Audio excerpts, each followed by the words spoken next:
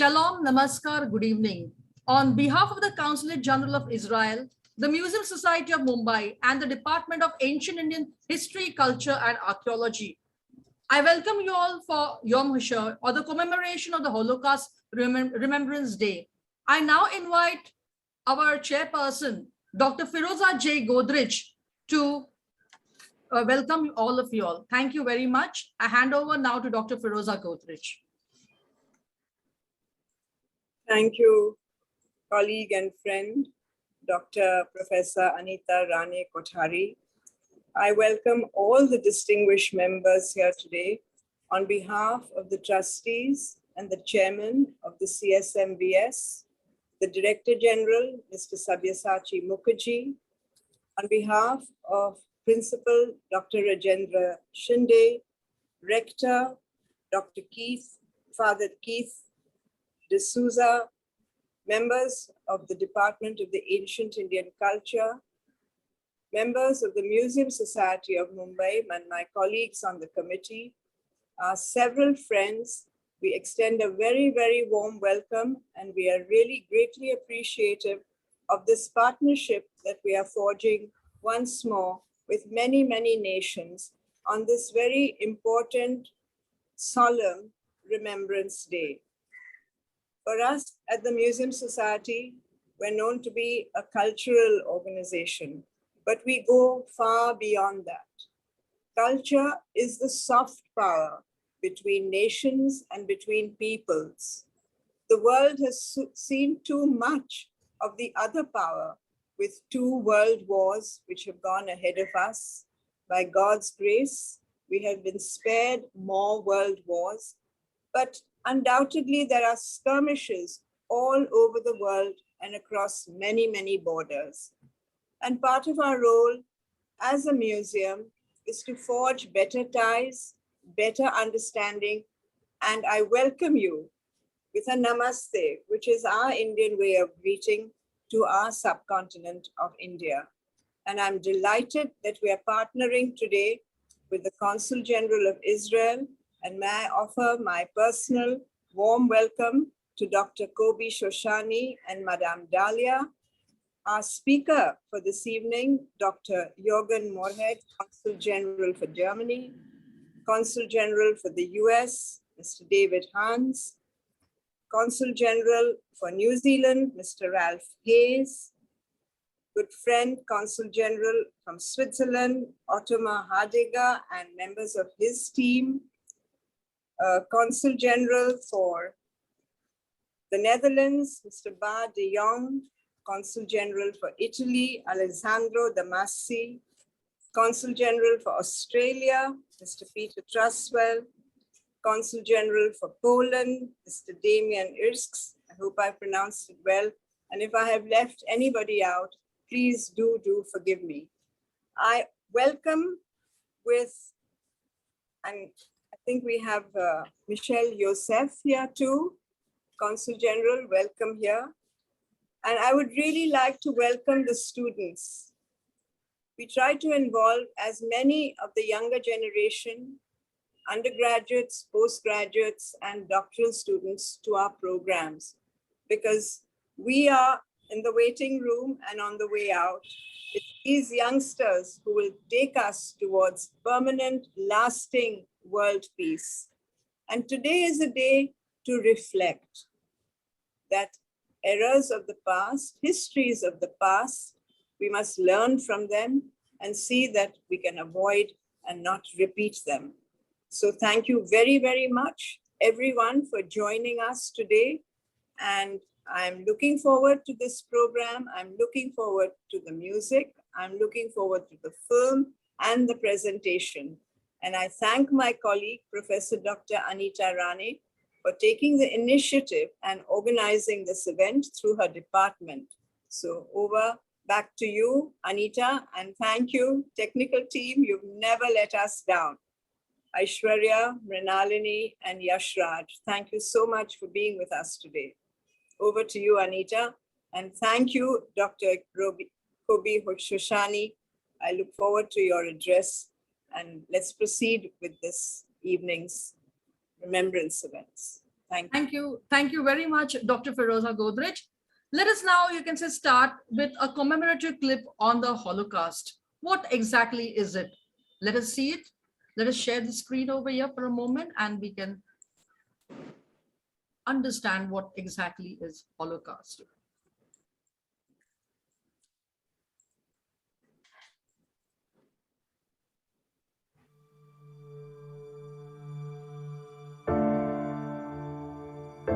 The word Holocaust comes from the Greek words holos and kostos, which mean whole and burn.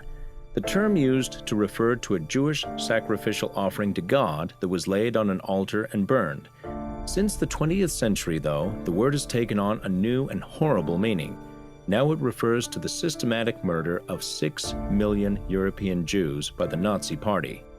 Although it is hard to talk about the Holocaust without referring to World War II, they are not the same thing. The Holocaust was one of the worst genocides the world has ever seen. Fully 2/3 of all the Jews in the world were murdered, not as part of the war effort, but simply because of hate. After World War I, and as a result of the Treaty of Versailles, Germany was in a state of desolation and economic depression with little hope of recovery. Hitler and the Nazi Party rose to power, and it was partly because they found someone to blame for the country's difficulties: the Jews. Anti-Semitism, or hatred of Jewish people, had been a rampant evil in Europe for hundreds of years, and for Hitler, the Jews became a convenient target to direct all the anger and frustration brewing inside Germany. Of course, Hitler wasn't just hunting for a scapegoat. He himself was deeply anti-Semitic and believed Jews were an inferior race that would pollute German purity. His persecution began with discrimination, limiting the Jews' freedoms and rights, on to outright removal and persecution, until it culminated in mass murder. Meanwhile, World War II raged around the globe, disguising the extent of the Holocaust's atrocities. Jews were the main target of Hitler's extermination, but not the only one. Another 5 million people deemed inferior were murdered, such as gypsies, gay people, and handicapped people. Taken together, the Holocaust claimed 11 million lives between 1941 and 1945. Such horror can never be forgotten.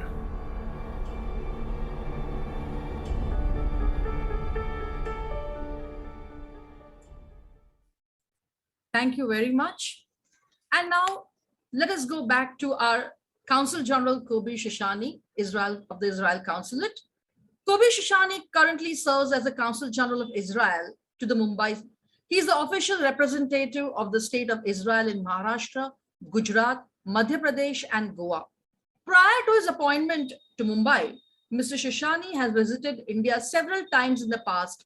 In 1992, he was sent for a 6-month period right after the establishment of the full diplomatic relations between India and Israel. There, he took part in forming our embassy in New Delhi. In 2008, Kobi had been sent by the Ministry of Foreign Affairs to Mumbai right after 26/11 terror attacks and visited India several times afterwards. Mr. Shishani joined Israel's Ministry of Foreign Affairs in 1991. He served as the first secretary and counsel in the embassies of Israel in Bangkok and Tokyo from 1997 to 2002. After his return to Israel, he was a coordinator of the consular division. In 2004, he was appointed as counselor in the Embassy of Israel in Stockholm. In 2008, he was functioning as the director of contracts in the finance department.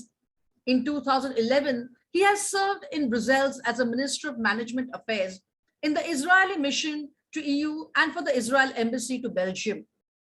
In 2015, after he was back home, he became the advisor to the Director General, Ambitio Gold. His last job was the head of the Division of Internal Inspections of the Ministry of Foreign Affairs. Mr. Shishani was born in Israel in 1966. He served in Israel's Defense Forces and retired as a captain in the Signal Corps. Following his military services, he received a BA in International Relations Studies from Hebrew University in Jerusalem and MA in Public Diplomacy for Senior Civil Servants Program for the same university. And of course, his hobbies are, you can say, he loves riding, mountain bikes, tennis, and engages in photography. And he loves Indian films, Bollywood, astronomy, history, and graphic designs. I think it's a lovely thing to have Consul General Kobi Shashani over here to speak about it. Thank you very much, sir. I hand over to you now. Thank you, Mrs. Rane. Thank you, Ms. Godrich. Thank you, my friend, the CG, Jürgen Mohard, my friend, the Dean of the Consular, Ralph Dean, the Consul General of New Zealand, and all my friends from the Consul General from other embassies, and my colleagues from, and my deputy and my colleagues from my consulate. It's not easy for me to be here tonight. In the darkness here of the Jewish people, there are so many personal stories. We are gathering today in this International Day of Holocaust, the date that where the Soviet troops liberated the concentration and extermination camp of Auschwitz-Birkenau on 27th of January 1945. I was born, as you've mentioned, Madame Rane, that I was born in Jerusalem, the capital of Israel. In my school, I was almost the only one that his parents were not born in Israel. As a child, I didn't know a lot about the Holocaust, but I like to read. I like books. Down the school, in the basement, it was a library. There I met Nina, the librarian.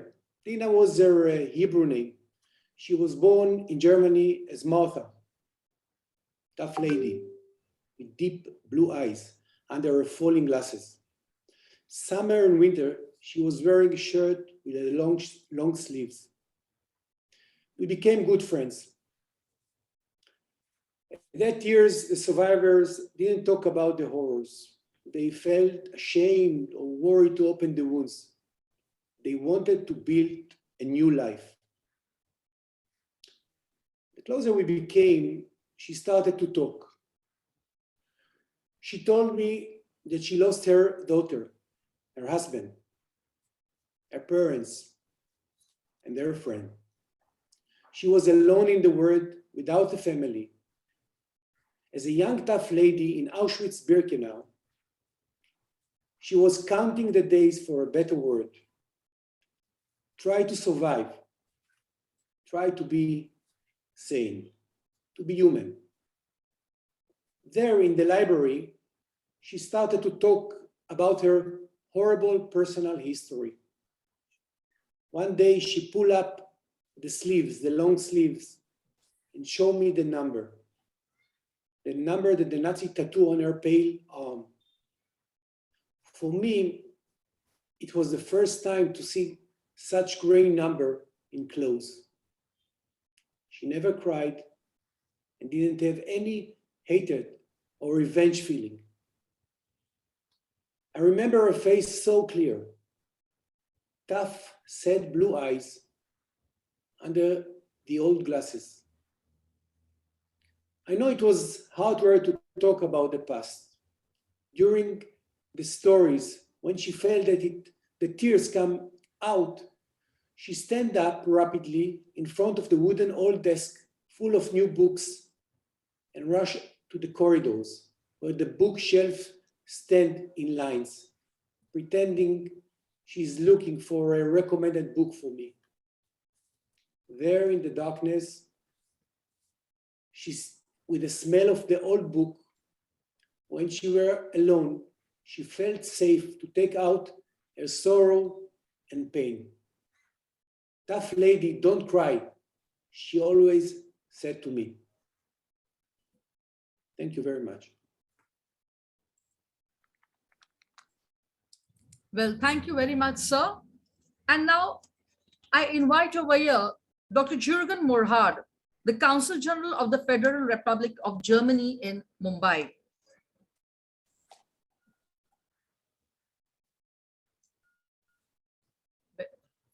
Sir? Right, thank you very much, sir. And to introduce himself over here, Dr. Jürgen Mohard is the Consul General of the Federal Republic of Germany in Mumbai. He's been serving from July 2016 over here. He had been also the ambassador to Sri Lanka and Maldives, He was at the German embassy at Colombo. He also handled the Ministry of Foreign Affairs, Berlin. He was a commissioner for budget and finance. He was a counselor, head of the economic and commercial sections in the German embassy, Washington. He was also, you can say, the Deputy Consul General and head of the economic sections at Hong Kong, German Consulate General of Hong Kong. He was at the Ministry of Foreign Affairs in the Middle East. He was at the German Embassy in Tokyo, the Desk Office of Middle East Affairs, Ministry of Foreign Affairs at South Korea, Taiwan, Hong Kong. And the most of all, he has also got a PhD. He is well versed over here in English, French, and basic Japanese. Welcome, sir, over here. I now invite you to say a few words. Thank you very much, sir. Good evening, everybody. As yearly, it's again a special privilege, honor, and also duty for me to be with you on a Holocaust Memorial Day, because the future needs remembrance. As a German and as a representative of the German government in Mumbai, I am grateful to be among you today, even if it's only online. I bow my head in respect to all those among you who suffered or whose relatives suffered Germany's dreadful past. The future needs remembrance. 84 years ago, in November 1938, during the so-called Kristallnacht, the world witnessed the start of a campaign of persecution of Jewish citizens in Germany. On that fateful night, glass was not the only thing to be broken. The fragile lives of the German Jews were shattered as well. Until 1938, the Jewish life in Germany was wonderfully rich, and it was made of glass. This wonderful picture of Jewish life in Germany low broke in 1945. Jews suffered persecution, were killed, or forced to immigrate. Germany had deprived itself of a community that had helped it grow and develop over centuries of life. The future needs remembrance. 20th January 2022 marked the 80th anniversary of the so-called Wannsee Conference. This conference formalized the systematic persecution and murder of Jews throughout Europe. The future needs remembrance to preserve and protect the historical facts of the Holocaust, which resulted in the murder of 1/3 of the Jewish people, along with members of also other minorities. The future needs remembrance. This is a solemn duty to all the victims and survivors to never forget. The future needs remembrance. The Holocaust will forever be a warning to all people of the dangers of hatred, bigotry, racism, and prejudice. Yes, also my own personal future needed remembrance. I was born 10 years after World War II. I belong to a generation raised by generations that prefer to forget, that prefer to block memories or stay silent. To understand and to reflect on the past, it was of utmost importance to me, the generation born after the war, that we would understand and reflect the deal of the pain which was caused by the generation before us. The future needs remembrance.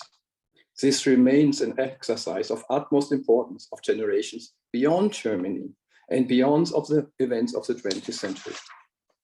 This remembrance helped us and can also help others to build better societies. The future needs remembrance, particularly in times when once again so-called strong leaders are canvassing votes while promoting populist national ideas. The future needs remembrance, particularly in times today when millions of persecuted are knocking on other countries' doors and ask for humanitarian support and shelter. The future needs remembrance, to learn to be aware and to challenge the growth of Holocaust revisionism, denial and distortion, both on and offline. At the United Nations, Israel and Germany tabled a resolution on Holocaust denial and distortion, which the General Assembly adopted only a few days ago. The resolution calls on member states, United Nations agencies, and private sector actors, such as technology companies, to take active measures against the disturbing trend of Holocaust denial and distortion, and to foster education, research, and Holocaust remembrance in the internet. It's a timely and important contribution to counter anti-Semitism and is our shared moral duty. Such joint initiatives testify also our close friendship with Israel, which we are living here daily in Mumbai. The future needs remembrance. This shall be our all-recurrent and universal duty. And I would like to conclude to read out to you a poem. The poem is called Memory is Our Shield, Our Only Shield. It's written by Anna Rana Singh, who lost her parents in 1944 in the concentration camp of Lodz. Anna was a young girl when she was sent to relatives in England in the years 1939, and I had the pleasure and the privilege to meet up with her and be introduced in her personal history, her personal light and pain, as well as in a wonderful lyrics and literature. Memory is our shield, our only shield. What should we remember and what should we forget? After the dispersal and my wanderings, it was a return that caused the confrontation. Memory with the reality of stone. The stone that did not burn. I climbed the curving stairs, flowing like waves, toward the sacred portals. God dwelt here for me until the flames consumed. The God whose cloud protected us in the desert, a pillar of a cloud by day, by night a pillar of fire to show the way. The stone did not burn. And this memorial is not of gold or silver, of alabaster or pure white marble. It is a burned out shell. And why a memorial? To exercise the guilt and to create acceptance, erase fearful remembrance, and both idealize and trivialize the circumstance. A memorial is a final seal upon the grief. It is a link between the past and future. It hallows and it dignifies all those who died the most horrendous death. It is evil to forget. It is necessary to remember. For memory is our shield, our only shield. The memorial warns 6 million Jews and the ashes blown north, east, south, and west. God is everywhere. Stone, stone, you were there. Thank you so much. And now we can say, in 2012, I had visited Yad Vashem, and I had come across survivors of the World War. And it was a very, very sad moment when actually I met them. What they must have gone with, especially the tattoo on their hands, could never be forgotten. Here is a small documentary on Whose Child Are You? The story of Shri. This is humanity. I thought you will enjoy the movie. Enjoy in the sense you will start thinking twice about it.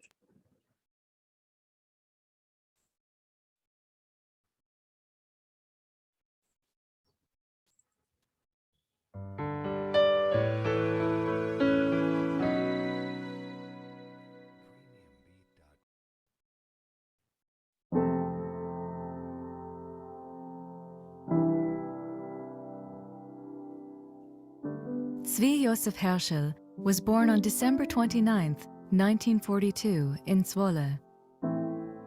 About 800 people lived in the Jewish community of Zwolle.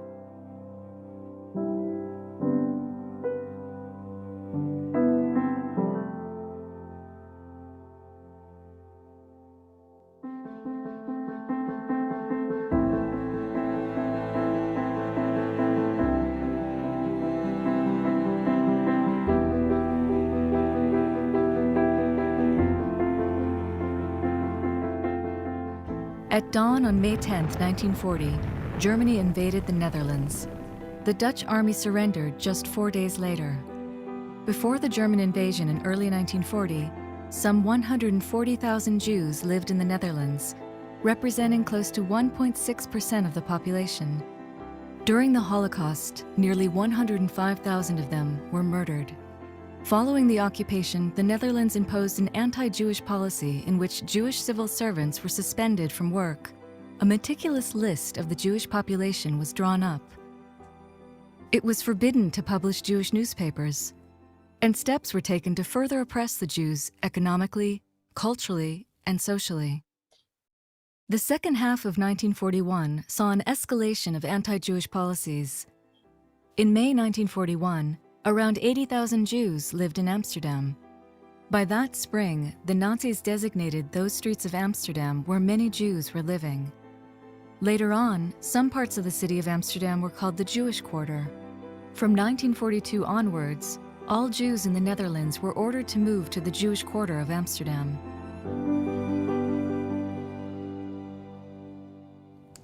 I was born in the darkest time of the war in Holland. My parents were forced to live in the ghetto of Amsterdam just before the transportation to the concentration camp in Holland, Westerbork, and there was no way out. They tried, but it was impossible. And my parents decided to entrust me to non-Jewish people, and my father contacted the wife of his boss, Mrs. Schwenke, and she arrived in the ghetto of Amsterdam together with a 17-year-old daughter. In April 1943, she and her 17-year-old daughter, Christine or Tine Schwenke, came to the ghetto of Amsterdam, and they came to get me out of this terrible situation. Tine Schwenke, the 17-year-old daughter, took me from my parents in her arms, acting as a young mother, and both went back to Oosterbeek. Oosterbeek is in the east of Holland, near Arnhem. In 1942, the Germans prepared to expel all the Jews from the Netherlands to extermination camps. Jews were rounded up from Amsterdam's various districts and then transported to the Vught and Westerbork camps in the Netherlands. Between 1942 and 1944, the Westerbork transit camp was used to transport Jews who had been deported from the Netherlands, mainly to extermination camps in Eastern Europe. Approximately 105,000 Jews were deported from Westerbork, most of them to Auschwitz-Birkenau and Sobibor, and a minority to Theresienstadt and Bergen-Belsen.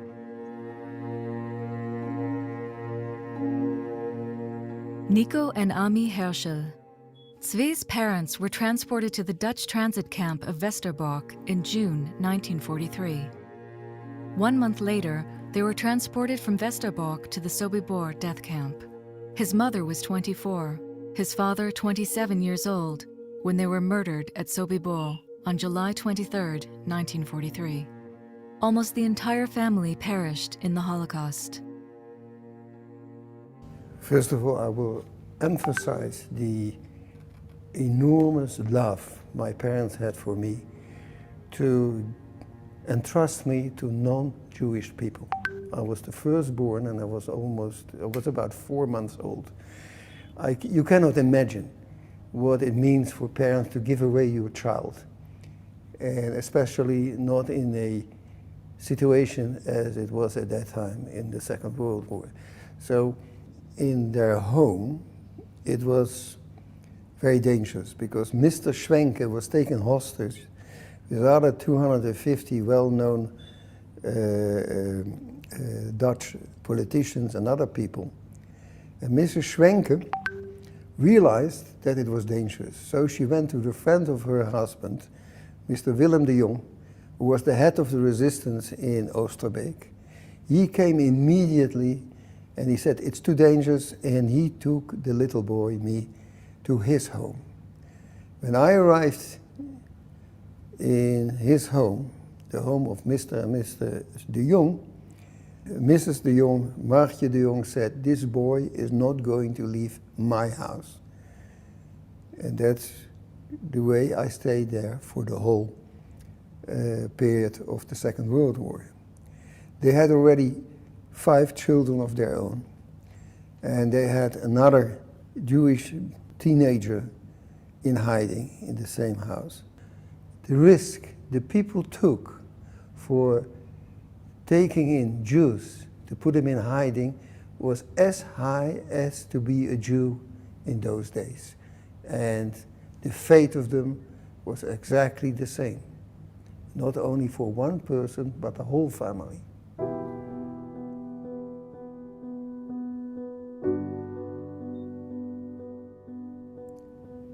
Thinking of this period, and what I remember is that I was taken care of with love. I was taken in as their own child. Also, my siblings were my brothers and sisters. They were religious people. They were Protestant. We went to church. Even today I know the prayers. And every day the Bible, the Old Testament, came after lunch on the table, and there was always a chapter, a story about what happens that day or this week about the Bible. And I can remember that in September 1944, the glider landed around our house. But soon after, they started to fight, and also in our street. So we went down into the cellar, into the basement of the house. And there we were waiting what was going on in front of the house. All of a sudden there was a big bang. The house was hit by a bomb, collapsed, got on fire, and we got out of the house. It was a terrible moment in my life. I still remember that. The screaming of my sisters, sometimes, you know, I dream about it. But we got out unharmed, and for about 2 weeks we were living from basement to basement, and then afterwards we were evacuated to Spakenburg. Spakenburg is in the vicinity of Amsterdam. In May 1945, Holland was liberated, and I remember the Canadians in their jeeps coming up the street, and I was sitting on the shoulders of my father, and everyone was happy and singing and dancing in the streets with a lot of flags, Dutch flags.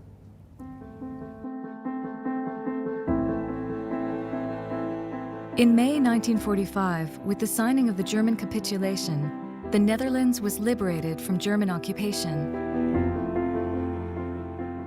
After the liberation of the Netherlands, the only survivor of the Herschel family, Xavier's grandmother Rebecca, came to take out the boy from his rescuer's family. She wanted to raise her grandchild in a Jewish home. On the spot, I lost my family. My father, my mother, my siblings. It was terrible. Not only that, when I came to Rotterdam, where she used to live, I had to change my name. My name was Henkie de Jong. I was a part of the de Jong family. And all of a sudden, no, your name is Herman. I couldn't grab it. On top of it, it was forbidden to have contact with my family, with my parents, with my mother. And I had to pray in a different way, in a different language, which I didn't understand at all. And I had to eat kosher. My whole youth, till I was 18, was very difficult. I felt alone. Well, I had to teach myself. And I can say that I'm lucky that I found a way.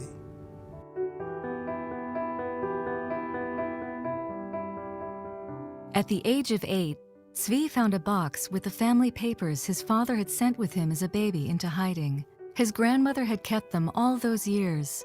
Xavier started to reconstruct his tragic family story. He learned about his father's deep dedication to the land of Israel and developed the same attitude, love for the land of Israel and the wish to live there as a free people. My parents were both Zionists, already in their teens. My father wrote 10 diaries, and there's no page where he doesn't write anything about Zionism as such. And his dream was that he is going to make Aliyah together with my mother. And unfortunately, it never came out. And it was remarkable that a straight line between his thoughts about living as a Jew in the diaspora and my thoughts as being a Zionist and wanted to live in Israel. I could have never expressed myself much better than after reading one of the sentences of my father's diary, A people without a country doesn't have a future. And I'm happy that I followed actually the steps of my parents. As a teenager, Zvi joined the Jewish youth movement B'nai Akiva. Zvi married Annette in 1965. Zvi and Annette have two daughters, Mirla, born in 1965, and Natalie, born in 1967. In 1986, Zvi and his family decided to fulfill their dream and immigrate to Israel. They came from Amsterdam to the coast of Haifa on their own yacht in order to become citizens of Israel. The journey took them several weeks. Zvi and Annette built their home in Tel Mond. Here, they live close to their daughter Natalie and their grandchildren. Throughout the years, Zvi maintained a warm connection with the de Jong family. Whenever he visited the Netherlands, he also went to see the family that saved his life. The de Jong family and the Schwenke family were honored as righteous among the nations. Their names are inscribed in Yad Vashem's garden of the righteous among the nations. Some years ago, I went to Yom HaShoah here in Tel Mond, to the primary school of my grandson. And there were over 600 youngsters from the school in white shirts.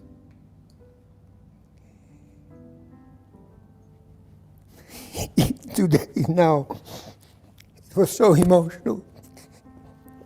I never had this feeling of to be together. I never had this beautiful youth, what they have. To relate my story to my life is that it's something unbelievable that my parents, with all their love for their child, for me, entrusted me to strangers.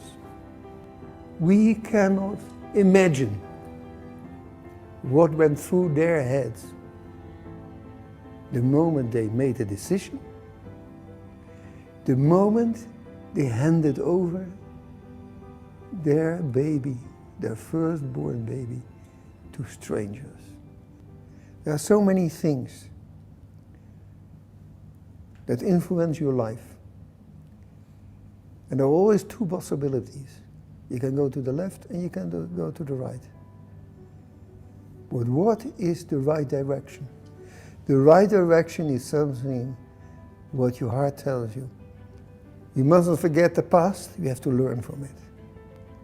And to stop discrimination. If we want to live in a better world, we start now not to discriminate anymore.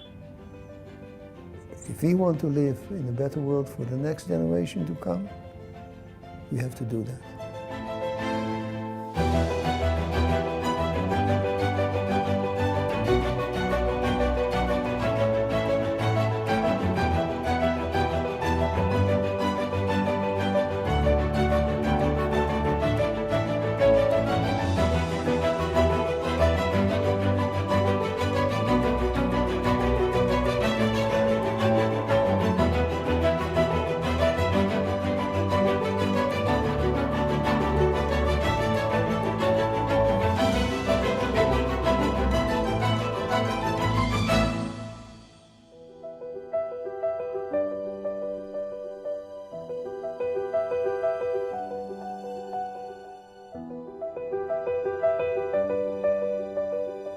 Thank you very much. I thank Yad Vashem for this beautiful film, very touching film over here. And I come to a different aspect altogether now. Well, we have witnessed wars. There's a new generation coming up who may not be aware of Holocaust or what has happened. I now invite over here a young student of St. Xavier's College, Janvi Deshpande, to speak about her concept, her meaning about Holocaust, what she has seen. Today she visited Yad Vashem virtually. Let us now understand what Janvi as a student has to say about it. I welcome Janvi Deshpande from first year BA. Thank you. Thank you so much, ma'am. Hello and namaste to all from personally me and also on the behalf of the students of St. Xavier's College, Mumbai. I am Janhavi Deshpande and I am highly honored to be amongst you on this important occasion of International Holocaust Remembrance Day. The Holocaust, the genocide of 6 million Jews under the Nazi regime during World War II, remains one of the most terrifying genocides in modern history.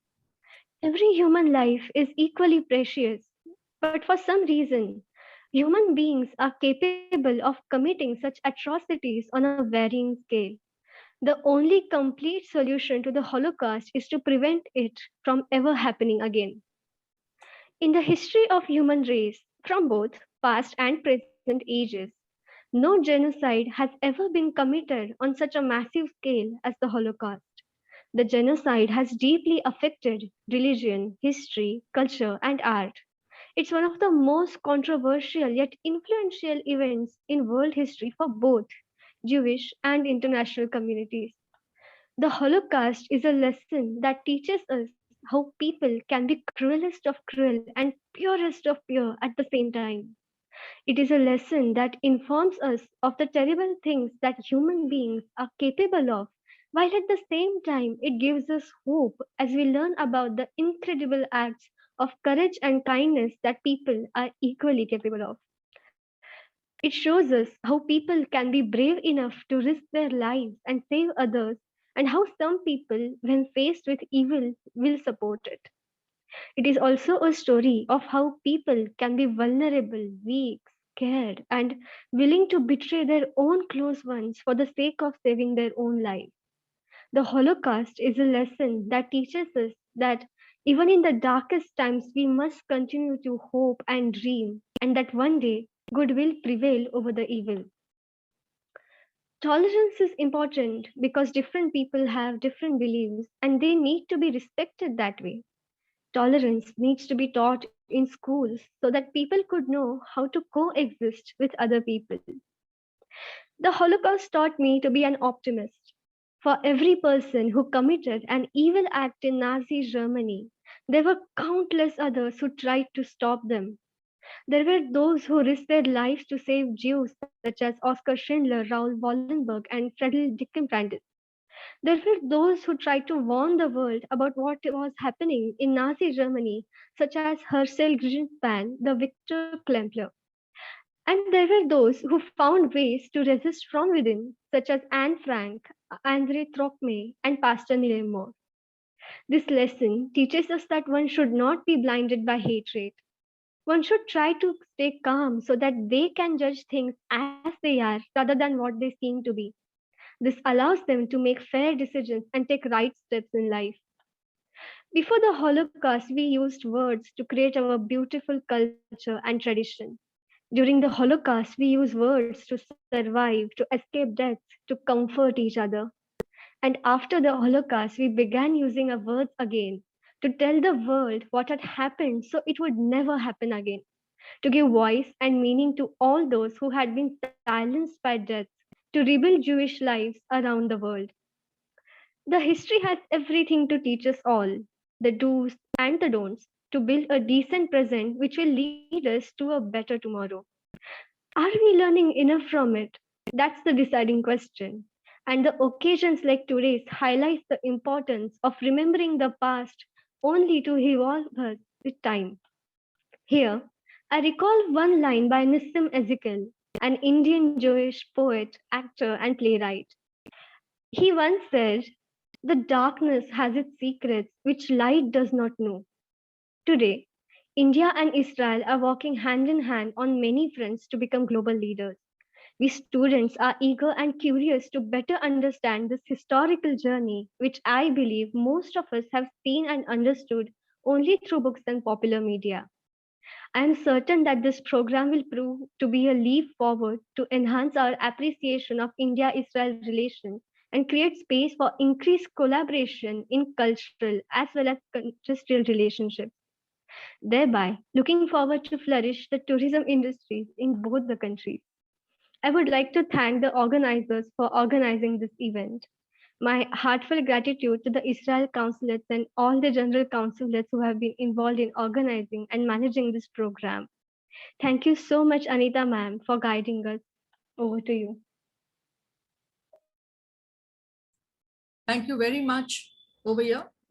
And hauling a rock to the top of the hill is incredibly difficult, but pushing it down is very easy. Similarly, one rises with good qualities, but falls quickly due to a single misdeed. Eli Eli is a song which is close to each Jew. And now I have a disciple of a renowned Indian flutist, late Ravi Garurji, and currently under the mentorship of Guru Abhay Fagreji, Tejas Vinsurkar. He has won many awards and also gold medal from All India Radio, a scholarship from the National Center for Performing Arts NCPA, and has emerged as a winner in the Sahara Flute Festival. He has been credited to perform the flute for more than 50 soundtracks of Indian films, mainly the Bollywood films. And today, as a tribute to the victims of the Holocaust, Tejas will present an Indian rendition of Eli Eli by using Basri, which is the Indian bamboo flute.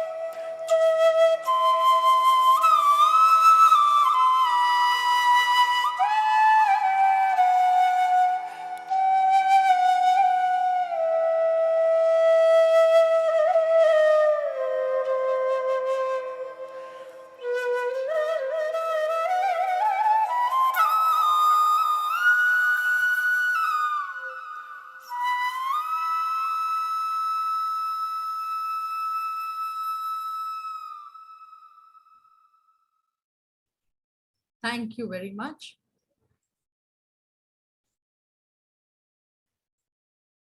Right. Here, let me express my role as a teacher.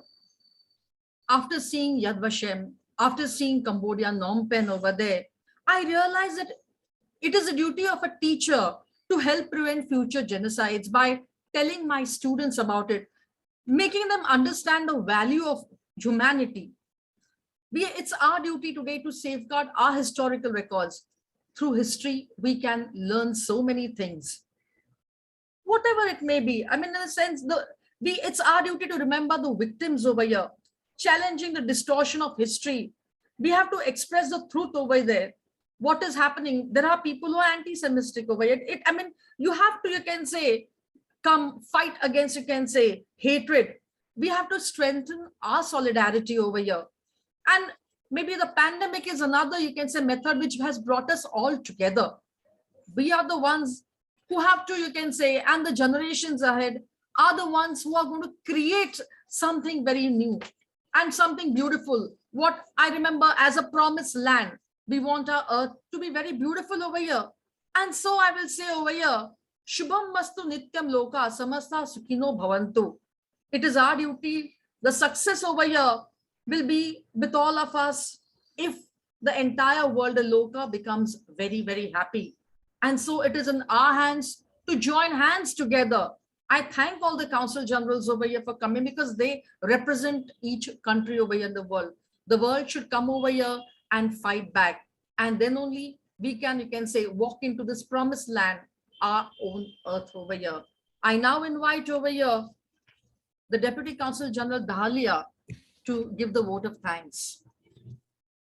Thank you very much, Professor Rane. I would like to thank you for anchoring this ceremony in such a dignified way, and to thank all our guests of the diplomatic community and the dear students who came here and participated as a peak event of a week full of learning and activities and learning important lessons that have to be learned from the Holocaust.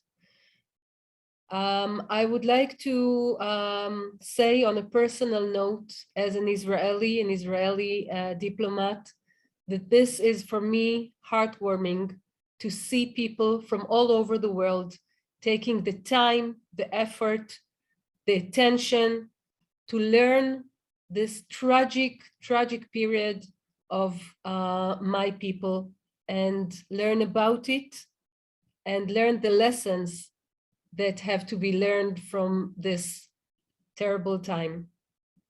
Thank you for doing that. Thank you for Genevieve, who spoke so nice about the lessons have to be learned, and for participating with us in this International Remembrance Day of the Holocaust. Our lesson and our message is never to forget. Thank you, everyone.